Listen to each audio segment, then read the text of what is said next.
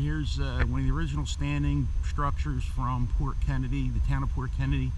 It's the train station, originally called Port Kennedy Station. Now it's called Valley Forge Park. Obviously, when the federal government came in and took over Port Kennedy, I would imagine they wanted to get rid of everything Port Kennedy, but I think this was still in use up to about the 1980s. A little walk around here. This is not the original train station. I think the first one burnt down in the 1800s. This is probably from 1870s.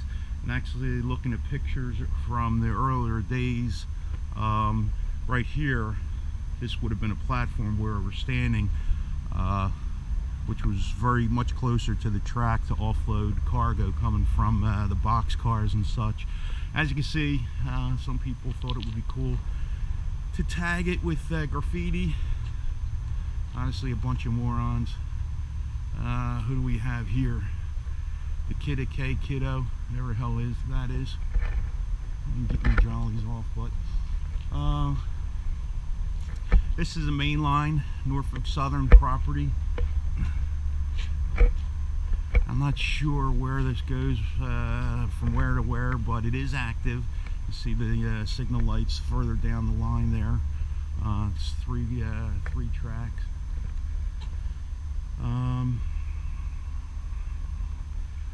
On the other side of 422, there was several houses, and actually there was a ice house that was in operation during the 1800s. Further down the line here, there's actually, and hopefully if I have enough battery life, I'll take you to the original Sullivan Bridge that was built in the 1770s on the orders of George Washington, who was sick and tired of walking across the river, fording the river. He instructed one of his officers, Sullivan, to construct a bridge going from this side of the Schuylkill to the other side. Across the Schuylkill from here is Betts Wood, which is another significant place in American history. In the early 1900s, I believe from the teen years, during the teen years, it was a very prosperous movie production studio. And actually, currently, Montgomery County Community College has a Betts Wood Film Festival every September. One of the things that was recorded, one of the more popular shows, was the Toonerville Trolley series. This road bit here is actually originally a spur from the main line railroad.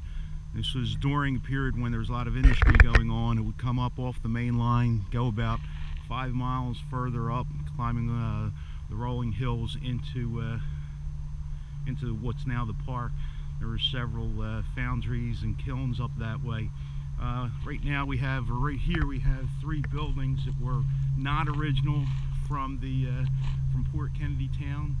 I'm not sure when they were built. Probably looks like, I don't know, 1920s, 30s maybe. They must have been used pretty recently, because if you look on the top, they have some satellite dishes, and I don't think they had them in the 1920s. I could be wrong, but I don't think so. A lot of these, this area here, open area, and even the wooded areas, were places where the kilns and the foundries were in operation. Federal government came in and plowed most of this stuff over during the 1970s and 80s. Port Kennedy, to give you a little bit of history, Port Kennedy was started by a fellow with the name of Alexander Kennedy, who in I think it was 1803, bought a farm from one of the early landowners, one of the first landowners that owned this property during the Revolution, a fellow by the name of Mordecai, and I can't think of his last name. But he was a farmer, Alexander Kennedy was, and 120 something acres. And over the course of his ownership, he realized that this place had was an excellent source of limestone, which would be proven to be beneficial to farmers in the area. So he started digging up this limestone and cooking it down and selling it. Eventually, one thing led to another, and it was a booming town. Had a couple barbershops, a couple churches, I think as many as 126 buildings at its heyday, or during its heyday, some of which were engaged in some very hazardous activities. One of the things that they found here was silica, which is a source of asbestos, and somewhere, and quite possibly here, there's a quarry that was filled in, and one of the big concerns was that it contained a lot of asbestos. There's also a story, again, this was from the Bettswood production studio. There was a locomotive from the 1920 steam locomotive that was actually just dumped in the quarry and buried. It was used in one of the films that they produced during this time period. And let's continue on down, see what else we could find. All right, right here, if you could see, there's what appears to be a quarry area here. All right, there's a significant depression in the ground.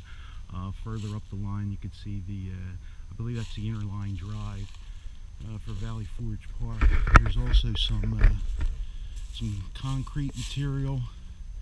Who knows when that is from, but there's also some old block, God knows when.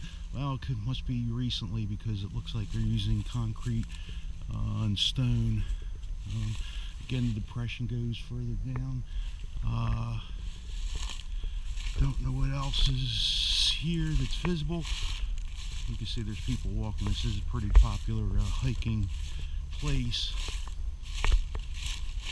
And again, here's the main line, Norfolk Southern Rail. Alright folks, we're on the Chapel Trail in Valley Forge National Park. This direction is Port Kennedy. Further down the line is Norristown. Heading up this way, if you follow the tracks in the Schuylkill River, you wind up in Montclair, Phoenixville, and points north and west. Right now, what I'm standing on, or walking on, is what I believe to be the original, or what's left of it anyway, the original Sullivan's Bridge. And I'll take you down below and show you some of the stonework. But in the 1700s, 1770, during the American Revolution, as the British were chasing the Americans, the Patriots, back and forth across southeastern Pennsylvania, Washington and his troops were forced many times to go back and forth across the Schuylkill River, either wading or using limited barges that took some time and a whole lot of energy to get it back and forth. In 1876, he assigned one of his officers, a fellow by the name of Sullivan, I'm not sure of his rank, to construct a bridge that they could use to walk across the Schuylkill.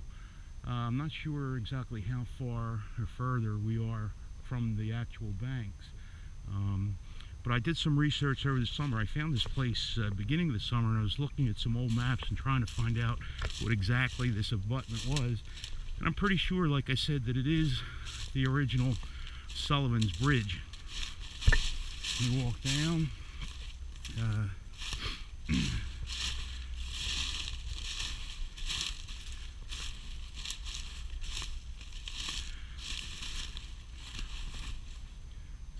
alrighty, so right here is the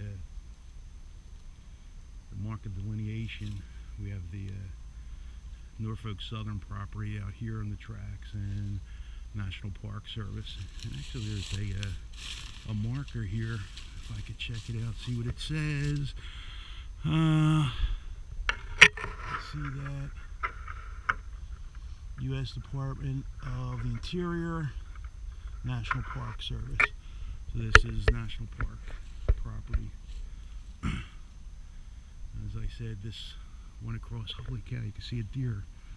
I don't know if you could see it walking through the woods. Let's see, I can't zoom in on this. Is it a buck? He's safe today. It's Sunday. Actually, I think big game season's still on.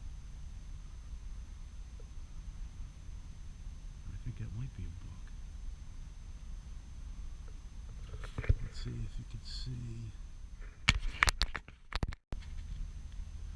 Alright, here's some of the stonework. I want to venture down into the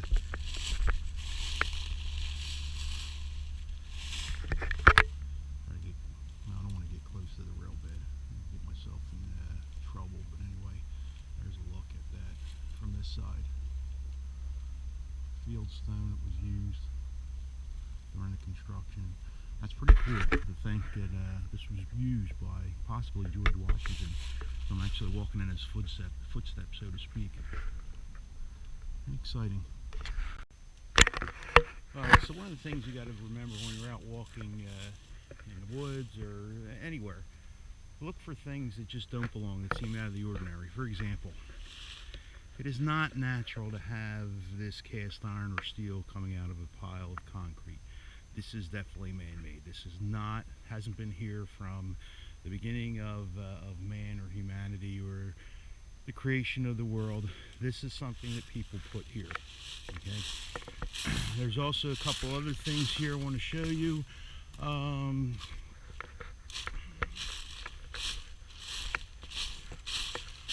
Rock pile here. Looks like some kind of a dam, and possibly it could have been the site of a spring. It came out. Actually, it looks like a spring house. Already have the doorway here. You have the four walls. It looks like the water came in this way and actually traveled down into. And there's a drainage pipe going underneath the rail bed to the Schuylkill River. Definitely not something that is natural. Definitely man-made. And again, it would be neat to do some relic hunting, but can't do that in the national park. Over here, take a walk over here, back off the trail.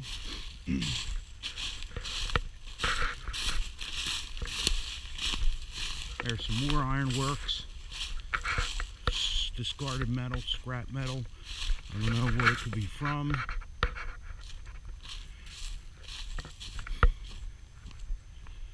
Actually, it looks like it could be part pieces of a boiler. Here, this large sheet metal, iron. I don't know what it is. I'm not going to get too close to it. There's a steel barrel. Some what look like to be radiator pieces. There's another metal pipe down here, if you can see it. Again, this looks like it was dug out for some reason. Don't know. Again, you have the railroad up here.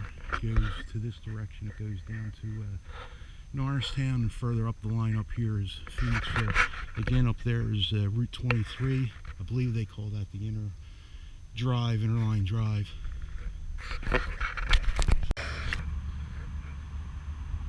Alright, here's another shot of the Port Kennedy train station. We're on the pedestrian bridge, the Sullivan Bridge. Imagine, well, here's 422. Imagine that not there.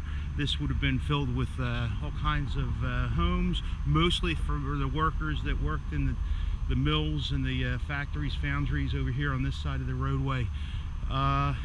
Kennedy Supply Mansion is right down this path, and then to the left, and the church is off to the left on the other side of 422. The first bridge that actually crossed here, actually the second bridge, the first bridge would have been Sullivan's Bridge, down about 3/4 of a mile or so. The first bridge here was a 2-lane covered bridge that was built by people from Bettswood on the other side, and Port Kennedy. Operated as a toll bridge for a while, and then during one of the harsh winters that they had, There's a nice ice flow and took out a couple of the piers and the bridge collapsed. But now we have much safer steel, concrete, reinforced concrete, supporting, I don't know, tens of thousands of cars, and right now they're actually doing an expansion on 422. I don't know if they're going to replace this structure or just use it, you know, the one bridge in one direction and this bridge going in this direction. Again, further down the line you have Bridgeport, and opposite of that is Norristown. Actually, that was one of the places where Washington would cross at Swedes Ford. There's also, I mentioned before, there's a couple ice companies. One was the Knickerbocker Ice Company closer to Bridgeport. The TV studio was on the other side of the river, Bettswood Studios. And actually, currently, there's the Schuylkill River Trail that goes from Philadelphia along the Schuylkill River, Roxborough, Andorra, White Marsh, Conshohocken, Norristown, all through here, and heads up, I think, Phoenixville and points beyond. Here I am standing in front of the Kennedy Supplee Mansion, built by John Kennedy, the son of Alexander Kennedy, the first owner of this property. Bought the land and farm in 1803. Originally it was called Kenhurst. That was the name given to it by John Kennedy, and currently has the name of Kennedy Supplee, which obviously the Kennedy name in Supplee was the name of the last private owner, who was one of the last surviving soldiers of the Civil War from Montgomery County. I'm not sure who owns it now. For a while it was a restaurant, went bankrupt. I don't know if the state or the national park owns it or what. Across the roadway there's the church, that again, one of the last remaining structures from Port Kennedy. Actually, the outside, the plaster was used from a lot of the lime that was taken from much of the area around here. And again, you can see down here is where those standing structures are, not the original. The park is up this way. 422, actually, you see the sign Audubon Trooper 363 over there. You can see the exterior, the stonework covered with plaster, limestone. Never been in it. Would be cool to go check it out. There's a small, look like an old barn perhaps, storage area. And I think that's the Valley Forge Towers back there. I'm not going to go troopsing around the building because I don't want to get myself in trouble. But again, imagine all this filled with houses in the 19th century. Only distant memory, save from a few postcards that line around on somebody's sock drawer. So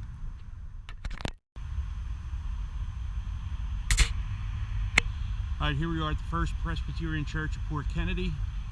Again, this is one of the last surviving structures of the town of Port Kennedy. Looking at a cornerstone on the right hand side of the building, it says it was built in 1844, and there's another date up at the top, 1845, and I can't read what that says. Port Kennedy Presbyterian Church, I guess. Perhaps that's the year it was dedicated. On this left side of the building, there's a much older part of the cemetery.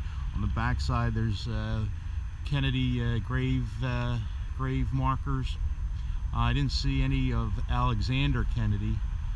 I didn't find that John Kennedy. Of course, I didn't look through all these. Over here on the right, there's a much newer section. I suppose this is still an active church, as they have the Reverend Daniel M. Morse pastor with Sunday worship at 9:30 a.m. Again, here we go with the 422. Just how close this is to the church, and of course, across the cross 422 is the Kennedy Supplee Mansion, Kennedy Supplee Restaurant. be interesting to see what happens to these highways, these roadways, once all this construction gets taken care of. So, well, that's it for today. That's our last stop with this Port Kennedy excursion. I hope you enjoyed it. Like down below and subscribe if you will. Ta-ta for now.